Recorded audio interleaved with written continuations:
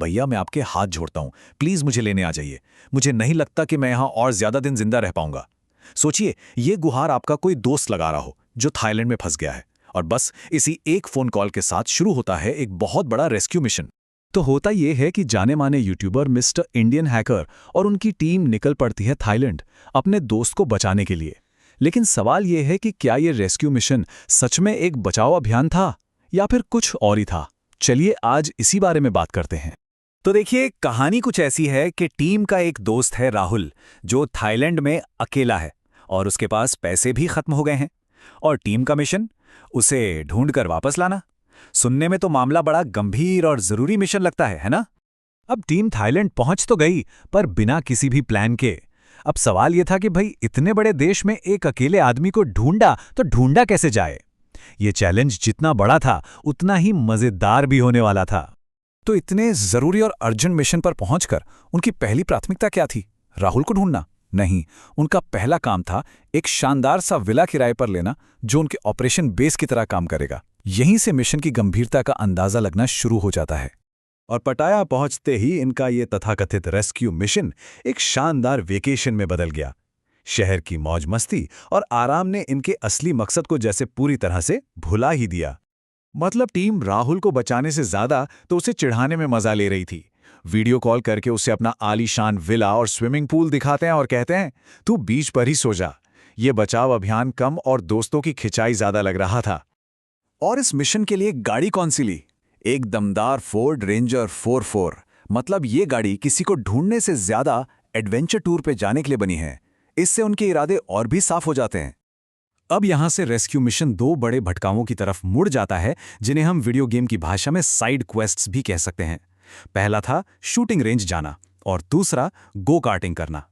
तो पहले side quest में टीम पहुंची सीधे एक शूटिंग रेंज, और वहां उन्होंने कोई छोटी मोटी बंदूकें नहीं बल्कि .2 कैलिबर राइफल से लेकर ग्लॉक 19, .45 पिस्टल और एक पावरफुल 12 गेज शॉटगन तक पर हाथ आजमाया। और उनका तजुर्बा देखिए, .22 कैलिबर तो उन्हें बिल्कुल पसंद नहीं आई। सीधे सीधे कह दिया कि पैसे बर्बाद हो गए। असली किक तो 9mm और .45 कैलिबर जैसी बड़ी बंदूकों से ही मिली, जिनका पंच ही अलग था। इसके बाद अगला साइड क्वेस्ट था गो कार्टिंग। एक प्रोफेशनल ट्रैक पर पहले धीमी और फिर तेज कार्ट्स चलाते चलाते इनकी पूरी शाम निकल गई। और राहुल, वो बेचारा तो अभी भी कहीं फंसा हुआ ही था। अब जब रेस्क्यू मिशन पूरी तरह से पटरी से उतर ही चुका था, तो टीम ने थाईलैंड के कल्चर और रहन सहन को एक्सप्लोर करना शुरू कर दिया। अब यह हिस्सा एक ट्रैवल व्लॉग जैसा लगने लगा था।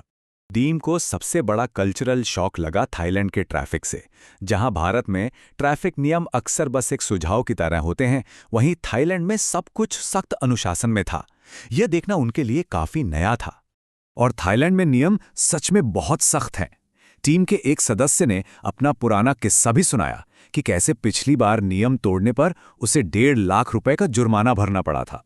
मतलब ये एक बड़ी सीख थी कि यहां लापरवाही तो बिल्कुल नहीं चलेगी। खैर, घूमने फिरने के साथ साथ खाने पीने का दौर भी चला। टीम ने थाईलैंड का मशहूर स्ट्रीट फूड आजमाया, जिसमें बहुत ही मीठा गन्ने का रस और स्थानीय बाजार से खरीदे गए आम भी शामिल थे। घूमते हुए टीम ने एक और दिलचस्प बात नोटिस की।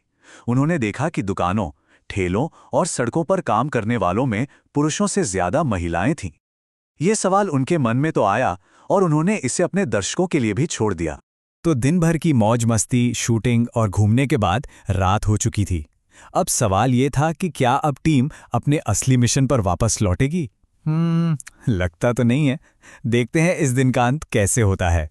दिन के आखिर में टीम अपने आलीशान विला वापस लौटती है, लेकिन अगले दिन राहुल को कैसे ढूंढा जाए इस पर चर्चा करने के लिए नहीं, बल्कि वे भारत से लाए गए मसालों से रात का खाना बनाने में लग जाते हैं। उनकी प्राथमिकताएं एकदम साफ थी। और दिन का अंत होता है राहुल के लिए एक मजाकिया धमकी के साथ। राहुल, हम कल तेरे लिए आ रहे हैं, तुझे ढूंढकर बहुत बुरी तरह पीटेंगे। यही है इस तथाकथित रेस्क्यू मिशन का असली सच, जो पीछे बस एक ही सवाल छोड़ जाता है, क्या वे उसे कभी ढूंढ भी पाएंगे?